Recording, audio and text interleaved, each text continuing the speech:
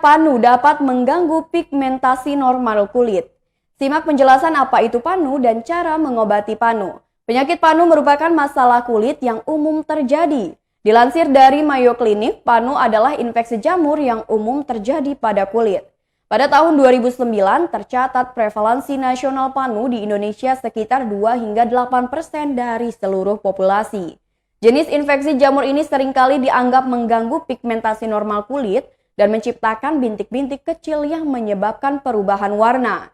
Bercak ini bisa berwarna lebih terang atau lebih gelap dari kulit normal dan sering menyerang area bahu. Mengutip dari headline, penyebab panu disebabkan oleh jamur Malassezia. Jamur ini umum ditemukan di permukaan kulit. Sebenarnya jamur ini dapat membantu melindungi tubuh dari infeksi penyakit. Sayangnya, ketika pertumbuhannya begitu cepat dan di luar kendali, hal tersebut akan mempengaruhi warna atau pigmentasi alami kulit.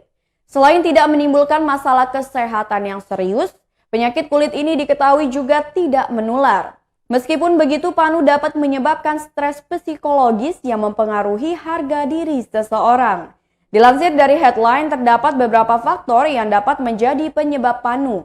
Di antaranya cuaca panas dan lembab, keringat yang berlebih, kulit berminyak, lemahnya sistem kekebalan tubuh, dan perubahan hormonal. Penyakit kulit ini dapat menyerang siapapun tanpa pandang bulu. Artinya, semua latar belakang etnis, muda, ataupun tua bisa terserang panu. Namun umumnya panu lebih sering menyerang remaja dan dewasa awal. Umumnya panu ditandai dengan bercak putih pada kulit. Selain itu, gejala panu juga bisa ditandai dengan kulit yang menjadi lebih kering, gatal, dan bersisik. Pada orang yang berkulit gelap, panu akan menyebabkan warna kulitnya menghilang atau yang disebut dengan hipopigmentasi. Selain itu, perubahan kulit yang menjadi lebih gelap juga bisa terjadi.